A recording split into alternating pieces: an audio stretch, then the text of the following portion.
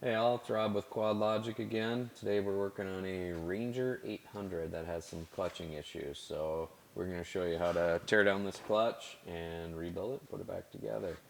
The main issue we have on this one is the center bearing. This has way too much lateral play in it. You can see that. So assuming the washers on one or both sides of it are bad, so we'll take it apart, take a look, replace those washers, and put it back together. Okay, the first thing I'll say before attempting to rebuild a primary clutch on one of these ATVs or UTVs is you have to get the right tools. Um, the spider on these is tightened to 200 foot-pounds, so without the right tools, there's literally no way you're going to get this done. Normally I'd tell you there's a workaround, but on rebuilding clutches, there is no workaround. You're going to need the proper holding fixture here. You're going to need a spider removal tool and then a spider nut removal tool. Okay. So before you take this apart, you want to mark each component to make sure it realigns. There is X's from the factory on each part, but this one's really dirty and I can't even see it. So we're just going to mark for realignment so this clutch stays in balance when we put it back together. And the first step is to pop the cover off. You want to do it in a crisscross pattern, going slow because it is under a little bit of spring pressure. And save that for later. Your spring, make sure it's not broken. Little spacer. And this is where we need to put it on the clutch holding fixture. The bottom fins are going to line with the grooves in here so it can't rotate. Hold it in place with a nut. Okay. Now again, the spider is torqued to 200 foot-pounds. I've seen Loctite on them too, so sometimes you'll need to heat it, but we're going to give it a cold run and see how it goes. Basically put the spider tool over here and wrench, and we're going to need a bar.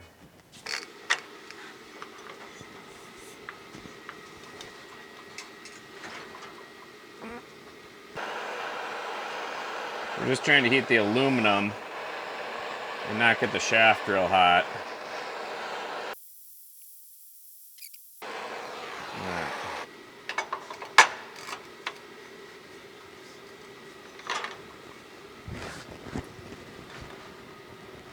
Alright, now that we got the spider loose, we're going to spin it out and the spider's going to raise up here.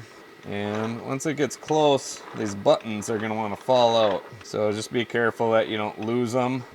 I'm just going to take these out. It's still a little hot, but there's your spider. And then we got a couple spacers here. Let's all come off together. Keep note of those spacers, leave those there. And yeah, they're supposed to be, now we're to the bearing, there's supposed to be a washer on both sides and the top one is missing. So that is causing our problem. Yeah, it's supposed to be right there. So this model has a two-way bearing. Some of them are only a one-way, and you really got to feel these to make sure they're smooth. This one's feels pretty nice yet. Probably throw a little bit of grease on it and put it back in. Just clean it up. Make sure there's no broken needles in it or missing needles. There's not.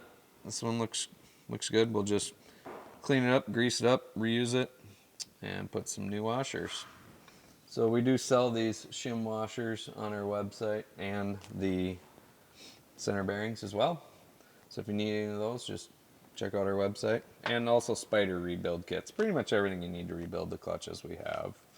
So we'll put these new shim washers in next. There's quite a bit of wearing on the sheave itself. The washer's worked itself down and grooved the sheave enough to make that bearing sloppy. So we're going to use a non-approved method this time just to get this machine back up and running, and we're going to double shim washer to get that lateral movement out of the one-way bearing. Yeah. So we're going to just put 2 of these on here. 1, 2. So we added our shim washers. We cleaned and lightly greased our bearings. So we're going to put that back on. And we're going to put our other shim washers back on the top here. Again, it's only supposed to be one per side. And grab your other sheave. Now, when you're looking at this sheave, look for any issues. Big grooving. Check the weights. Make sure they're free moving. Don't have any big gouges or anything's broken. Everything's free and clear. You want to clean this assembly nicely. And then we're just going to slide it back over the top here. Alright. Now, as far as the spider goes, you want to check all your rollers for, if they have flat spots, if they don't roll freely, anything out of the ordinary. There should be a washer on each side of them as well. Make sure those are all intact. This one's actually in really good shape, so we're going to just put this one back on. First, we're going to throw a little bit of blue Loctite on the threads before we do that. Okay, just going to put a little dab of blue Loctite just as an insurance. We're going to start the spider down. And what you got to make sure to do is line up your marks and start spinning them together. Before it works down too far, you got to put your buttons back in. Sneak them in here. They went a little far. Button. They do go in one way, so make sure you watch for that. Slowly, so the buttons don't fall out. Once you're down halfway, you're good. They won't come out. Okay, now the most important thing, or one of the most important things, is to check, make sure those buttons are tight. There should be no clearance between this edge that rides on and the button on both sides. If there's slop there, any sort of clearance there, the vibration and the rattling is just going to destroy this clutch over time. So, new clutch buttons if you have any slop between the spider and the sheave. Okay, before we tighten the spider, we're going to check that one way, or not one way, but that center bearing and see what kind of clearance we have. And I feel like it's got about the right amount of back and forth clearance, especially once we start to tighten the spider down. It should be real close. So we're going to go ahead and tighten the spider down now. Okay, now the spider's torqued. Just going to put this back together. Spring. Cover, make sure to line up with your marks. Maybe start them all by hand so we don't cross thread anything. And then we'll just zip them tight. It's like 90 inch-pounds on these. Okay. Split off. Man, one way has a better amount of slop in it now. So now that we know this clutch is good all the way around, it's safe to put back on the machine and go riding.